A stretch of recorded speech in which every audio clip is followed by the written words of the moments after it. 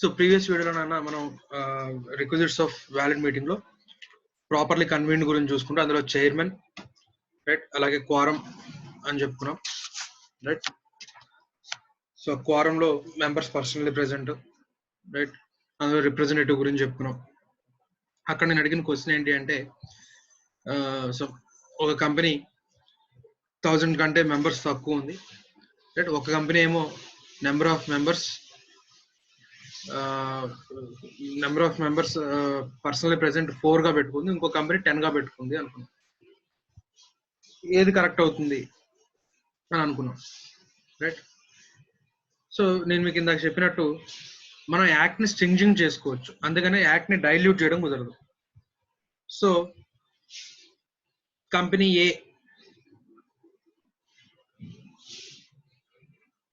Members less than or equal to 1000, articles of association లో వాళ్ళు క్వారం నలుగురు చాలని పెట్టుకుంది, కానీ యాక్ట్ ఏం చెప్పింది, మినిమం 5 కావాలని చెప్పింది. సో ఏఓకి యాక్ట్ కి క్లాష్ వచ్చింది, రైట్. కాబట్టి ఏది ప్రివేల్ అవుతుంది, యాక్ట్ ప్రివేల్ అవుతుంది. కాబట్టి even though articles of association mention, right, 4 members personally present, right, దేన్ని ట్రీట్ చేస్తామన్నా ఓన్లీ 5, రైట్. ఒకవేళ బి అనే company same less than or equal to 1000 members, వాళ్ళు ఆర్టికల్స్ ఆఫ్ అసోసియేషన్ లో రిక్వైర్డ్ క్వారం 5 పెట్టుకున్నారు, act 5, right. So articles of association is stringent than act, right. ఆ company articles of association strengthen చేసుకుంది, right. So ఇక్కడ 10, right. So answer A 5, B 10, right. సరే,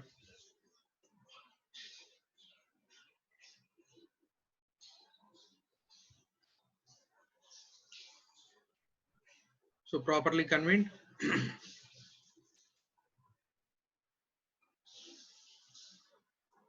chairman,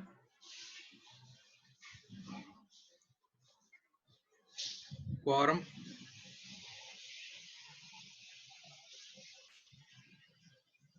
minimum number of తర్వాత representatives,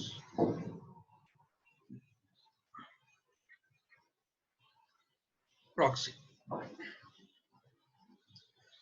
so ఇక్కడ ఇప్పుడు ఈ వీడియోలో ఒక క్వశ్చన్ అన్న, దీన్ని కమెంట్స్ లో ఆన్సర్ చేయండి. రిప్రజెంటేటివ్ ప్రాక్సీని అపాయింట్ చేయొచ్చా? సో ప్రాక్సీ అంటే లాస్ట్ వీడియోలో చెప్తున్నాం, ఒక ఇండివిజువల్ వాడు కనుక రాలేకపోయినట్లయితే వాడి ప్లేస్ లో ఇంకొకటి పంపించవచ్చు అని. రిప్రజెంటేటివ్ అంటే ఎవరు? గవర్నరో, లేకపోతే ప్రెసిడెంటో, లేకపోతే ఒక కంపెనీ వాళ్ళ మేనేజింగ్ డైరెక్టర్స్ అందరూ కూర్చొని, వాళ్ళ బోర్డ్ ఆఫ్ డైరెక్టర్స్ అందరూ కూర్చొని, నువ్వు మన కంపెనీ తరఫున వెళ్ళి రిప్రజెంటేటివ్ గా ఆ కంపెనీలో మీటింగ్ కి అటెండ్ అవ్వు అని చెప్పి పంపించారు. సో అలాగే ఎవరైతే ఒక కంపెనీని రిప్రజెంట్ చేస్తూ లేదా గవర్నమెంట్ రిప్రజెంట్ చేస్తూ అపాయింట్ అవ్వబడ్డాడో వాడు ప్రాక్సీని అపాయింట్ చేయొచ్చా? Right. Can representative appoint proxy? Right. దీని ఆన్సర్ నాకు నెక్స్ట్ వీడియోలో చెప్పండి, కమెంట్ లో చెప్పండి, నేను దీని ఆన్సర్ నెక్స్ట్ వీడియోలో చెప్తాను. Next proxy, right. So share capital ఉన్న కంపెనీకి మాత్రమే ప్రాక్సీ అనేది అప్లై అవుతుంది, రైట్. ఇది జనరల్ రూల్. ఎక్సెప్షన్ ఏంటి అంటే, exception articles of association May specify otherwise, right. Articles of అంటే షేర్ క్యాపిటల్ లేనటువంటి కంపెనీకి ప్రాక్సీని అపాయింట్ చేసేటటువంటి అవకాశం లేదు. అంటే ప్రాక్సీ అనే ఏదైతే ప్రొవిజన్స్ ఉన్నాయో ఈ provisions articles of share capital లేనటువంటి కంపెనీకి అప్లై కాదు. కానీ షేర్ క్యాపిటల్ లేనటువంటి కంపెనీ ఆర్టికల్స్ ఆఫ్ అసోసియేషన్ లో రాసుకోవచ్చు. So even though company is not having share capital, member can appoint proxy అని కనుక స్పెసిఫిక్ గా రాసుకుంటే తప్ప, రైట్, జనరల్ రూల్ ప్రకారం ప్రాక్సీని అపాయింట్ చేసుకునే రైట్ గ్యారంటీ కంపెనీ వాళ్ళకి లేదు,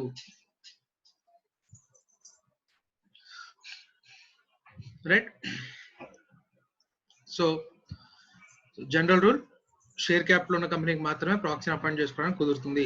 షేర్ క్యాపిటల్ లేని కంపెనీకి ప్రాక్సీని అపాయింట్ చేసుకోవడం కుదరదు. ఆర్టికల్స్ ఆఫ్ అలాంటి కంపెనీస్ అంటే గ్యారంటీ కంపెనీస్ ప్రాక్సీని అపాయింట్ చేసుకునే రైట్ కావాలి అనుకుంటే ఆర్టికల్స్ ఆఫ్ అసోసియేషన్ లో స్పెసిఫిక్ గా మెన్షన్ చేసుకుంటే తప్ప కుదరని పని. సరే, సో షేర్ క్యాపిటల్ ఉన్న కంపెనీలో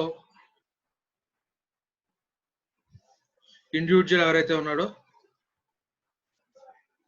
he can appoint proxy, వాడి ప్లేస్ లో ఇంకో పర్సన్ ని పంపించవచ్చు. రైట్, సో ప్రాక్సీని అపాయింట్ చేయడానికి రైట్ ఏదో ఒక ఫామ్ కావాలి. రైట్, అండ్ అలాగే ఆ ఇండివిజువల్ కి వాడు ప్రాక్సీని అపాయింట్ చేసుకోవచ్చు అనే సంగతి వాడికి తెలియాలి. రైట్, అంటే నేను ఒకవేళ మీటింగ్కి వెళ్ళలేకపోయినా నా ప్లేస్ లో ఒకరిని అపాయింట్ చేసి నేను వాడిని మీటింగ్ కి పంపించవచ్చు అనే సంగతి వాడికి తెలియాలి. కాబట్టి ప్రతి company notice of general meeting పంపించేటప్పుడు దాంట్లో చాలా స్పెసిఫిక్ గా మెన్షన్ చేయాలి. అరే బాబు, నువ్వు కనుక రాలేకపోయినట్లయితే నీ ప్లేస్ లో సో కంపెనీ చాలా స్పెసిఫిక్ గా రైట్ మీరు ప్రాక్సీని అపాయింట్ చేసుకోవచ్చు అని చెప్తూ ఒక బాగా కనబడే విధంగా ఒక స్టేట్మెంట్ ఇవ్వాలి ఆ నోటీస్ లో. అండ్ అలాగే ఆ ప్రాక్సీని అపాయింట్ చేయడానికి ఒక ఫామ్, ఆ ఫామ్ కూడా అదే నోటీస్ తో అనెక్స్ చేసి పంపించాలి. రైట్, సో ఆ ఫామ్ నేమ్ కూడా ప్రాక్సీ. ఎవడైతే అపాయింట్ చేయబడ్డాడో వాడి నేమ్ కూడా ప్రాక్సీ. రైట్, సింపుల్ గా చెప్పాలంటే a proxy right is a person whose name is mentioned in proxy. Right, so ఆ ఫామ్ ని ప్రాక్సీ అంటాము, అపాయింట్ చేయబడిన పర్సన్ కూడా ప్రాక్సీ అని అంటాం. రైట్, సో చాలా స్పెసిఫిక్ గా మెన్షన్ క్లియర్ గా కంపెనీ చెప్పాలి, నువ్వు ప్రాక్సీని అపాయింట్ చేసిన రైట్ నీకు ఉంది, నువ్వు రాలేకపోయినట్లయితే మీటింగ్ కి నువ్వు నీ ప్లేస్ లో ఇంకొకరిని పంపించవచ్చు. రైట్, వాడు మెంబర్ అయినా పర్లేదు, మెంబర్ కాకపోయినా పర్లేదు అని కూడా చాలా క్లియర్ గా చెప్పాలి. రైట్, వాడు మెంబర్ అయినా పర్లేదు, మెంబర్ అవ్వకపోయినా పర్లేదు. So individual can appoint proxy who may or may not member of the company. May or may not member of company. దీనికి మళ్ళీ ఎక్సెప్షన్ అన్న సెక్షన్ 8 కంపెనీ ఉందనుకోండి, సెక్షన్ 8 కంపెనీ కనుక ఉన్నట్లయితే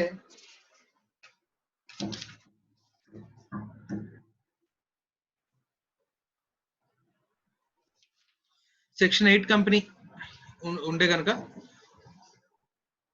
ఆ సెక్షన్ 8 కంపెనీలో ఓన్లీ ప్రాక్సీ కూడా మెంబర్ అయి ఉండాలి. ఎవడైతే ప్రాక్సీగా అపాయింట్ అవ్వబడుతున్నాడో వాడు కూడా మెంబర్ అయి ఉండాలి. జనరల్ రూల్ ఏంటి, ప్రాక్సీ కంపెనీలో మెంబర్ అయినా పర్లేదు, మెంబర్ అవ్వకపోయినా పర్లేదు. Right, any individual can be appointed as proxy by a shareholder of a company, right, if that company is having share capital.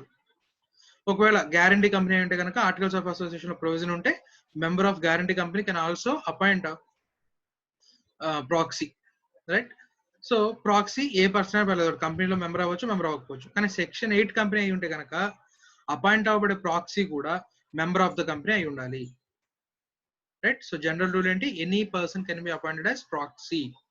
Exception ఏంటన్నా సెక్షన్ 8 కంపెనీ. సెక్షన్ 8 కంపెనీలో only proxy must also be member of the company. Right, సరే,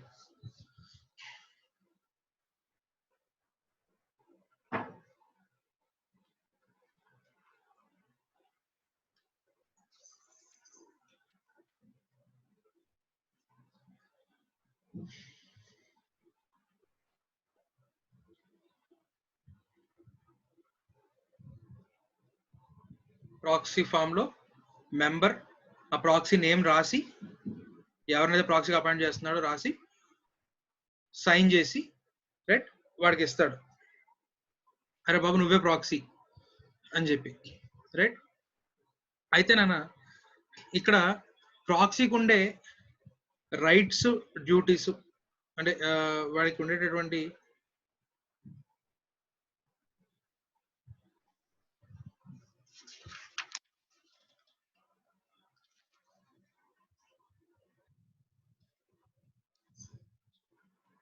disability,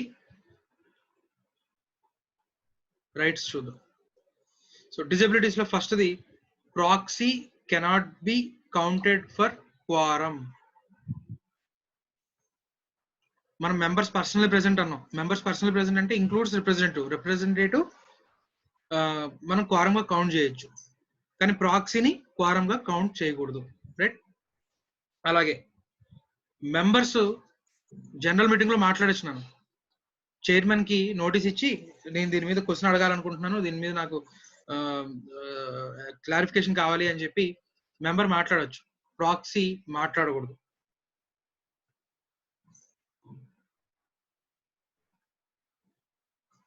right. Proxy మాట్లాడడం కుదరదు. Right. సరే, మాట్లాడడం కుదరదు అన్నారు కదా అని చెప్పి ప్లకార్డ్స్ పట్టుకున్నాడు అనుకోండి, రైట్, బయటకు గెంటేస్తారు. సో ప్లకార్డ్స్ కూడా పట్టుకోవడం కుదరదు.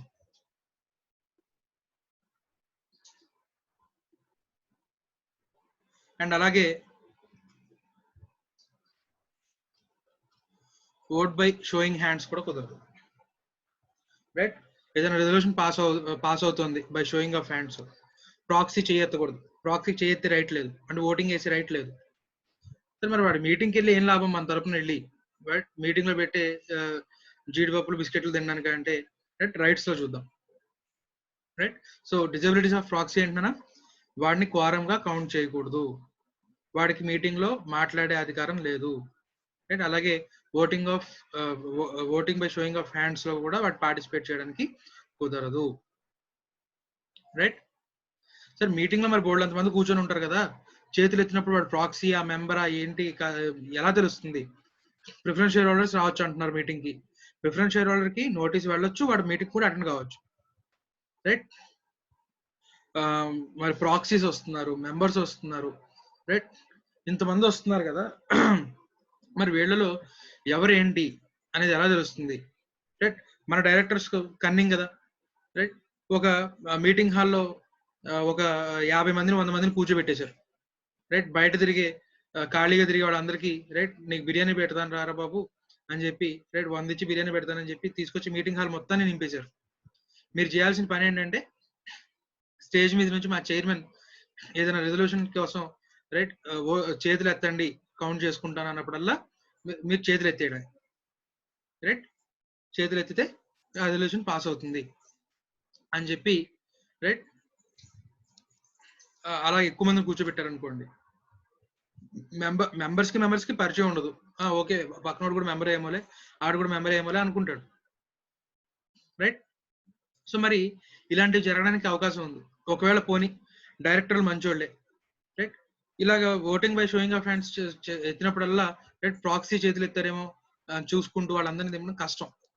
అందుకని జనరల్ గా ఏం జరుగుతుంది అంటే, రైట్, ఎవరైతే మెంబర్స్ అంటే ఈక్విటీ షేర్ హోల్డర్స్ ఉన్నారో వాళ్ళందరినీ ఒక సైడ్ కూర్చోబెడతారు. ప్రిఫరెన్స్ షేర్ హోల్డర్స్ అంటే ఈ మనకి ప్రిఫరెన్స్ షేర్ హోల్డర్స్ ఒక చోట, ప్రాక్సీస్ అందరినీ ఒక చోట, ఇలాగ సెపరేట్ గా కూర్చోబెడతారు. బాగా పెద్ద కంపెనీ అనుకోండి, సెపరేట్ ఎంట్రన్సెస్ ఉంటాయి. రైట్. వాళ్ళకి నోటీస్ ఆఫ్ మీటింగ్ తో పాటు గేట్ పాస్ పంపిస్తారు, ఏ గేట్ నుంచి ఎంటర్ అవ్వాలి ఏంటి అనేది చాలా క్లియర్ గా ఉంటుంది. రైట్. ఎందుకంటే లోపలికి పంపించేటప్పుడు మెంబర్ ని మాత్రమే పంపించడం అనేది చాలా ఇంపార్టెంట్. లేకపోతే ఎవడు పడితే ఆడు వచ్చేసాడు అనుకోండి, బై షోయింగ్ ఆఫ్ హ్యాండ్స్ ద్వారా రెజల్యూషన్స్ పాస్ అయిపోతాయి. రైట్. సో పెద్ద కంపెనీస్ లో ఎలా ఉంటుందంటే, సో గేట్ 1 నుంచి పాస్ అయ్యే వాళ్ళు ఒక 500 నెంబర్ లిస్టు ఆ గేట్ కీపర్ దగ్గర ఉంటుంది. ఆ 500 మంది నేమ్స్ ని, ఫొటోస్ ని చెక్ చేసుకుని లోపలికి పంపిస్తాడు. రైట్. సో ఇలాగా ఆ గేట్ పాస్ ఉంటేనే లోపలికి రానిస్తారు. వాళ్ళ ఐడి కార్డ్ చూపించాలి, లోపలికి రావాలి. వాడు మెంబర్ అని కన్ఫర్మ్ చేసుకున్న తర్వాత లోపలికి రానిస్తారు. సో మెంబర్ డీటెయిల్స్ అయితే మన రిజిస్టర్ ఆఫ్ మెంబర్స్ లో మన దగ్గర ఉంది, వాడి సంతకం, వాడి ఫోటోలు ఇవన్నీ మన దగ్గర ఉన్నాయి. మరి ప్రాక్సీకి సంబంధించిన డేటాబేస్ మన దగ్గర లేదు కదా. అసలు మెయిన్ ప్రాక్సీ ఫామ్ మీద సంతకం పెట్టింది మెంబరేనో కాదో తెలియదు, ఆ ప్రాక్సీ ఫామ్ పంపించింది కంపెనీలో మెంబరా కాదో తెలియదు. కరెక్ట్ గా మీటింగ్ జరిగే రోజున ఆ ప్రాక్సీ ఫామ్స్ తీసుకొచ్చి ఇచ్చేసి నేను ప్రాక్సీని లోపలికి వెళ్తానంటే పంపించడం కుదరదు, కష్టం. అప్పటికప్పుడు మెంబర్ సంతకాలు, వాడు మెంబర్ అయినా కాదా ఇవన్నీ వెతుక్కోవడం కష్టం. కాబట్టి ప్రాక్సీ ఫామ్స్ ముందుగానే డిపాజిట్ చేయమని చెప్తాం. దాని గురించి తర్వాత చూద్దాం. So voting by showing of hands కూడా చేయకూడదు. సో మరి రైట్స్ ఏంటి అంటే, ఫస్ట్ రైట్ అటెండ్ మీటింగ్ కి అటెండ్ కావచ్చు. ఏదైనా పోల్ జరుగుతుంటే ఆ పోల్లో పార్టిసిపేట్ చేయొచ్చు. పోల్ అంటే ఏంటి? బ్యాలెట్ పేపర్ ద్వారా జరుగుతుంది. బై షోయింగ్ ఆఫ్ హ్యాండ్స్ కాకుండా బ్యాలెట్ పేపర్ ద్వారా జరుగుతుంది. ఇందాక మనం చైర్మన్ గురించి చెప్పుకునేటప్పుడు వెయిటేజ్ ఉన్న మీటింగ్ ఒకటి ఓటింగ్ ఒకటి జరుగుతుంది అని చెప్తున్నాం కదా. సో ఆ పోల్ గురించి తర్వాత ఇన్ డీటెయిల్ చూద్దాం. సో పోల్ లో పార్టిసిపేట్ చేయొచ్చు. అవసరం అనుకుంటే పోల్ డిమాండ్ చేయొచ్చు. Poll valid requisite of poll కి మనం కొన్ని రిక్విజిట్స్ చూస్తామన్నా, అవి కనుక ఫుల్ఫిల్ చేస్తే proxy can also demand poll. Right, ఇవి రైట్స్. ప్రాక్సీ మీటింగ్ అటెండ్ అయ్యి చేయగలిగింది ఏంటి అంటే మీటింగ్ అటెండ్ కావచ్చు, పోల్ లో పార్టిసిపేట్ చేయొచ్చు, పోల్ డిమాండ్ చేయొచ్చు, అంతే. ఇంకో వాడు చేయగలిగింది అంతకు మించి ఏమీ లేదు. రైట్, సరే. సో ప్రాక్సీ ఫామ్ లో నేమ్ రాస్తున్నాము. రైట్, వాడు మీటింగ్ కి వెళ్ళి చేయకూడనివి చేయగలిగేవి. అయితే మీటింగ్ హాల్లోకి వెళ్ళాలి అంటే రైట్ టు అటెండ్ రావాలి అంటే వాడు ప్రాక్సీ ఫామ్ ముందుగానే డిపాజిట్ చేయాలి. ఎందుకంటే ఆ ప్రాక్సీ ఫామ్స్ కంపెనీకి వచ్చిన తర్వాత ఆ ప్రాక్సీ ఫామ్స్ అన్నిటిని కంపెనీ వెరిఫై చేసుకొని, రైట్, అపాయింట్ చేసింది మెంబరేనా కదా, ఆ మెంబర్ సంతకం టాలీ అవుతుందా లేదా, ఇవన్నీ చెక్ చేసుకొని, రైట్, అప్పుడు ప్రాక్సీకి ఒక గేట్ పాస్ జనరేట్ చేయాలి. రైట్, ప్రాక్సీస్ అందరినీ ఒక గేట్ ద్వారా ఎంటర్ అవడానికి మనం ఒక లిస్ట్ తయారు చేసుకోవాలి. So that only valid proxies మాత్రమే లోపలికి రాగలిగేటటువంటి అవకాశం ఉండడానికి ఏర్పాటుగా ఫామ్స్ ముందుగానే డిపాజిట్ చేయాలి. రైట్, మన directors cunning directors, right, proxy forms 10 రోజుల ముందే డిపాజిట్ చేయాలి, 20 రోజుల ముందే డిపాజిట్ చేయాలి అన్నారు అనుకోండి. రైట్, ఎలా కుదురుతుంది? అందుకని కంపెనీస్ యాక్ట్ క్లియర్ గా చెప్పింది ప్రాక్సీ ఫామ్స్ 48 hours ముందు, మీటింగ్ కమెన్స్మెంట్ కి 48 hours ముందు డిపాజిట్ చేస్తే సరిపోతుంది. అంతకంటే ఎక్కువ టైం ఉన్నా కూడా దాన్ని ఎలా ట్రీట్ చేయాలి అంటారు? 48 hours కానీ ట్రీట్ చేయాలి. రైట్, అంటే 2 days అనుకోండి. మీటింగ్ స్టార్ట్ అయ్యి 2 days ముందు రిపోర్ట్ చేస్తే సరిపోతుంది. రైట్, ఒకవేళ ఆర్టికల్స్ ఆఫ్ అసోసియేషన్ లో 3 రోజుల ముందు రిపోర్ట్ చేయాలి, 5 రోజుల ముందు రిపోర్ట్ చేయాలి అన్నా కూడా ఎఫెక్టివ్ ఏంటన్నా యాక్ట్ ఏం చెప్పింది? 48 hours కానీ ట్రీట్ చేసుకోవచ్చు. అందుకంటే టైం ఎక్కువ ఉన్నా కూడా 48 hours కానీ ట్రీట్ చేయొచ్చు. రైట్, సో 48 hours ముందు డిపాజిట్ చేస్తే సరిపోతుంది. రైట్, సో కంపెనీకి ప్రాక్సీ ఫామ్స్ డిపాజిట్ చేశారు. కంపెనీ ఏం చేస్తుంది? అవన్నీ కూడా వెరిఫై చేసుకొని ఎవరైతే మీటింగ్ అటెండ్ అవ్వగలిగే ప్రాక్సీస్ ఉన్నారో వాళ్ళందరి లిస్టు రాసుకొని మీటింగ్ రోజున ఆ ప్రాక్సీస్ ని లోపలికి పంపిస్తుంది. రైట్, అలాగే ప్రాక్సీ ఫాము మనం ఏమని చెప్పాను? Already notice of general meeting తో పాటు ప్రాక్సీ ఫామ్ పంపించేస్తామని చెప్పాం. రైట్, ఒక పర్సన్ కి నోటీస్ అందల అంటే పోస్టల్ డిలేనో లేదా పోస్ట్ ట్రాన్సిట్ లో పోవడం ఏదో జరిగింది, ప్రాక్సీ ఫామ్ అందలేదు, అంటే నోటీస్ ఆఫ్ జనరల్ మీటింగ్ అందలేదు కాబట్టి ప్రాక్సీ ఫామ్ కూడా అందలేదు. మరి ఇప్పుడు వాడు ఎలా ప్రాక్సీని అపాయింట్ చేయొచ్చు అంటే మనకి ఎంసీఏ సైట్ లో, ministry of corporate affairs site లో మనకు ఫామ్స్ ఉంటాయి. Right, so proxy appointment form ఉంటుంది. ఆ ప్రాక్సీ ఫామ్ డౌన్లోడ్ చేసుకొని ఆ ఫిల్ ఇన్ ద బ్లాంక్స్ లో కంపెనీ నేమ్ దగ్గర కంపెనీ నేమ్, ఎవరినైతే అపాయింట్ చేయబోతున్నావో వాడి పేరు, సంతకం పెట్టి పంపించేయచ్చు. కంపెనీ ఏమో నేను ఒక ప్రాక్సీ ఫామ్ పంపించాను కదా, ఆ ప్రాక్సీ ఫామ్ కాకుండా నువ్వు వేరేది పంపించో, నేను రిజెక్ట్ చేస్తున్నాను కుదరదు. Right, so as long as proxy form, so అంటే MGT 11 అంటాం, ఆ ప్రాక్సీని అపాయింట్ చేసే ఫామ్ ఎంసీఏ సైట్ లో MGT 11 ఉంటుంది. సో MGT 11 తో MGT 11 ఫార్మాట్ లో ఉన్నంత వరకు కూడా ఏ కంపెనీ కూడా ప్రాక్సీ ఫామ్ ని మా కంపెనీకి ప్రాక్సీ ఫామ్ ఇలానే ఉండాలి, మేము ప్రింట్ చేసిన ప్రకారంగా ఉండాలని రిజెక్ట్ చేయడం కుదరదు. MGT 11 ప్రకారం ఉంటే కనుక ప్రాక్సీ ఫామ్ సరిపోతుంది. రైట్, సో ప్రాక్సీ ఫామ్ లో కంపెనీ పంపించిన ప్రాక్సీ ఫామ్ కానీ లేదా MGT 11 లో కానీ ప్రాక్సీ నేమ్ రాస్తున్నాము, సంతకం పెడుతున్నాడు, దాని 48 hours ముందు కంపెనీకి డిపాజిట్ చేస్తే సరిపోతుంది. మీటింగ్ స్టార్ట్ అయిన తర్వాత ప్రాక్సీ ఏం చేయొచ్చు, ఏం చేయకూడదు, రైట్, అక్కడ ఉంది. రైట్, అయితే ఎవరిని ఏమైతే రాస్తున్నామో అక్కడ కొన్ని రెస్ట్రిక్షన్స్ ఉన్నాయి అన్న. ప్రాక్సీని అపాయింట్ చేసేటప్పుడు రెస్ట్రిక్షన్స్ ఉన్నాయి. ఇది అమెండ్మెంట్, ఇది కంపెనీస్ యాక్ట్ 1956 లో లేదు. రైట్, అలాగే రెస్ట్రిక్షన్ అండ్ ప్రాక్సీ మీద ఇంతవరకు క్వశ్చన్ అడగలేదు. రైట్, అంటే ఈ అమెండ్మెంట్ మీద మనకి ఇంతవరకు క్వశ్చన్ రాలేదు. రైట్, సో రెస్ట్రిక్షన్ ఏంటి అంటే ఒక proxy less than or equal to 50 members మాత్రమే రిప్రజెంట్ చేయగలడు. సే షేర్ హోల్డర్ ఏ పి అనే పర్సన్ ప్రాక్సీగా అపాయింట్ చేశాడు, షేర్ హోల్డర్ బి పి అనే పర్సన్ ప్రాక్సీగా అపాయింట్ చేశాడు.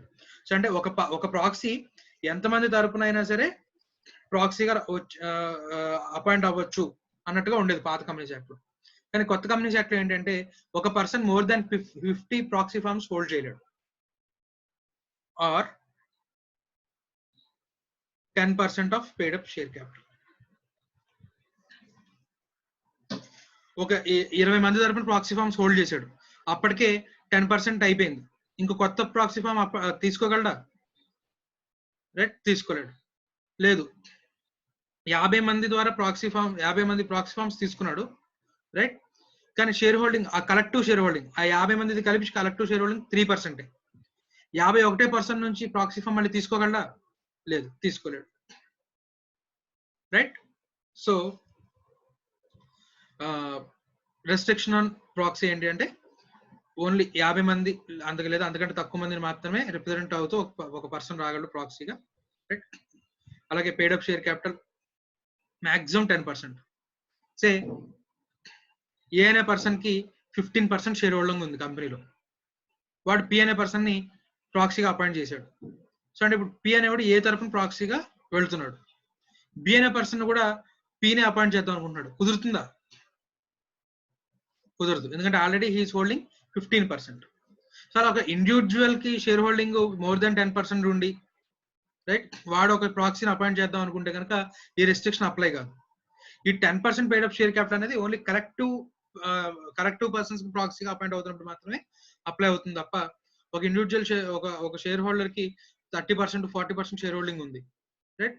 సో ఇప్పుడు వాడు ప్రాక్సీని అపాయింట్ చేద్దాం అనుకుంటే కనుక, రైట్, అపాయింట్ చేసుకోవచ్చు. కానీ ఇంకా వాడు ఇంకెవరిని రిప్రజెంట్ చేయకూడదు, right. Collective share holding, collective proxies ఉన్నప్పుడే ఈ 10% పేడ్ అప్ షేర్ క్యాపిటల్ అనేది, రైట్, అప్లై అవుతుంది, రైట్.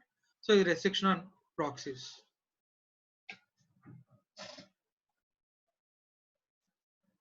సరే, సో ప్రాక్సీ అపాయింట్ చేశాడు, మనకి నోటీస్ ఆఫ్ జనరల్ మీటింగ్ రాగానే, రైట్, ఒక పర్సన్ ప్రాక్సీని అపాయింట్ చేసేసాడు, సంతకం పెట్టి ప్రాక్సీ ఫామ్ ప్రాక్సీకి ఇచ్చేసాడు. ప్రాక్సీ కంపెనీకి వెళ్ళిపోయి ఫామ్ ని డిపాజిట్ కూడా చేసేసాడు. మీటింగ్ ఇంకా సేపట్లో స్టార్ట్ అవుతుంది కనుక మెంబర్ కూడా వచ్చి మీటింగ్ లో కూర్చున్నాడు. అప్పుడు ప్రాక్సీ రివోక్ అయిపోయినట్టే, అంటే ఇంకా ప్రాక్సీ అపాయింట్మెంట్ రివోక్ అయిపోయినట్టే, ప్రాక్సీని బయటకు పంపించేస్తారు. సరే, మీటింగ్ స్టార్ట్ అయిపోయింది, ప్రాక్సీ ఓటు కూడా వేసేసాడు. ఇప్పుడు మెంబర్ వచ్చాడు, మా ప్రాక్సీ ఓటు తీసేసేయండి, నేను వచ్చాను కదా నేను వేస్తాను ఓటు. కుదరదు. ఒకవేళ ప్రాక్సీ కనుక ఆల్రెడీ ఓటింగ్ కనుక ఎక్సర్సైజ్ చేసేసినట్లయితే అప్పుడు రివోక్ చేయడం కుదరదు. ఓటింగ్ చేసే ముందు దాకా, అంటే ఈ కేసులో ఏంటంటే ప్రాక్సీ వచ్చి కూర్చున్నాడు, మీటింగ్ లో కూర్చున్నాడు, ఇంకా అందరికి స్లిప్స్ డిస్ట్రిబ్యూట్ చేస్తున్నాడు పోలింగ్ కి. ఆ టైంలో ఒరిజినల్ మెంబర్ వచ్చాడు, రైట్. అప్పుడు ప్రాక్సీని బయటకు గెంటేసి ఆ స్లిప్ మెంబర్కి ఇస్తాడు, మెంబర్ పోల్ చేయొచ్చు, ఓటింగ్ చేయొచ్చు. అంతేకాదు, అంతే తప్ప రైట్ పోలింగ్ కంప్లీట్ అయిపోయిన తర్వాత రైట్ వచ్చి రివోక్ చేస్తారంటే కుదరదు, రైట్. సరే, ఇక్కడ మనకి ఇంకొక ఇంపార్టెంట్ టాపిక్ ఎక్కువ సార్లు అడిగింది, ఇన్స్పెక్షన్ ఆఫ్ ప్రాక్సీ. కింద కూర్చున్న మెంబర్ కి డౌట్, ప్రాక్సీస్ అని చెప్పి సెపరేట్ గా బోల్డంత మందిని కూర్చోబెట్టారు, వాళ్ళలో వాళ్ళు ఏం చేయొచ్చు, పోల్ డిమాండ్ చేయొచ్చు, పోల్ లో ఓటింగ్ చేయొచ్చు కదా, రైట్. సో పోల్ డిమాండ్ చేయించి, రైట్, ఆ ప్రాక్సీలు అందరి చేత ఫేవరబుల్ గా ఓటింగ్ చేయించుకుంటాడేమో. ప్రాక్సీలు అంటే వాళ్ళు నిజంగా ప్రాక్సీస్ అయినా కాదా, ప్రాపర్ గా అపాయింట్ చేయబడిన ప్రాక్సీసా కాదా అని చెప్పి ఒక మెంబర్కి డౌట్. ఇష్టం వచ్చిన వాళ్ళందరినీ ప్రాక్సీస్ గా కూర్చోబెట్టేసి, రైట్, పోలింగ్ కండక్ట్ చేసేసి ఆ పోల్ లో ఎక్కువ ఓట్లు ఆ ప్రాక్సీస్ ద్వారా వేయించేసి రెజల్యూషన్ పాస్ చేయించుకుంటున్నారు అనుకుంటున్నారేమో. అసలు వాళ్ళు వ్యాలిడ్ ప్రాక్సీసా కాదా లేదా అనేది మెంబర్ చెక్ చేద్దాం అనుకుంటున్నాడు. సో ఇన్స్పెక్షన్ ఆఫ్ ప్రాక్సీస్ చేయొచ్చు మెంబర్. ఎప్పుడు చేయొచ్చు అంటే మీటింగ్ డేట్ కి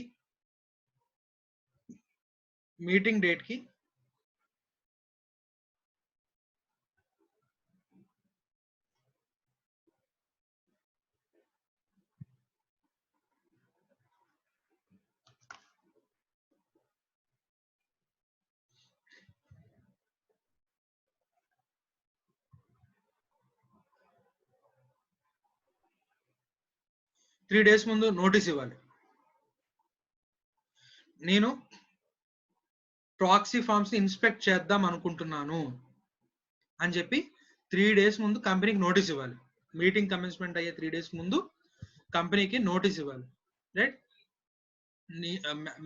as a member of the company right, I'm willing to inspect proxy forms. Right, proxy forms valid అయినా కాదా అనేది నేను ఇన్స్పెక్ట్ చేద్దాం అనుకుంటున్నాను అని చెప్పి నోటీస్ ఇవ్వాలి. నోటీస్ ఇచ్చిన తర్వాత మనకి ఇక్కడ ఏంటన్నా మీటింగ్ కి 48 hours ముందు, అంటే ఇది 3 days, ఇది 2 days, nothing but 48 hours. Meeting 48 hours ముందు ఏం జరుగుతుంది? మాక్సిమం రావాల్సిన ప్రాక్సీ ఫార్మ్స్ అన్ని డిపాజిట్ అయిపోతాయి. కంపెనీ వాటన్నిటిని అరేంజ్ చేసుకొని రైట్, లిస్ట్ వైజ్ అరేంజ్ చేసుకొని వ్యాలిడ్ ప్రాక్సీ ఫార్మ్సా కాదా అన్ని చెక్ చేసుకొని ప్రాక్సీ లిస్ట్ తయారు చేస్తుంది. మీటింగ్ ఒక రోజు ముందు